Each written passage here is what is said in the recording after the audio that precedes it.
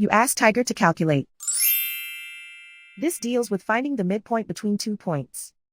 The midpoint between the 2 points is 20.5, 46.5. Let's solve it step by step. Plot the 2 points and calculate the midpoint using the formula. The coordinates of point 1 are x1 equals 63, y1 equals 25. The coordinates of point 2 are x2 equals negative 22, y2 equals 68. PM represents the midpoint of the 2 points.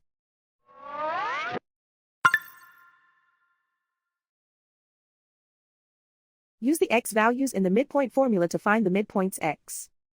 x1 equals 63. x2 equals negative 22. Simplify the arithmetic.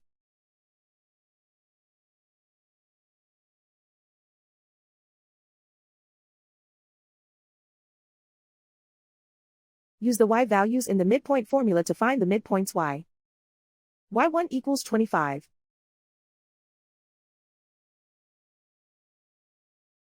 y2 equals 68. Simplify the arithmetic.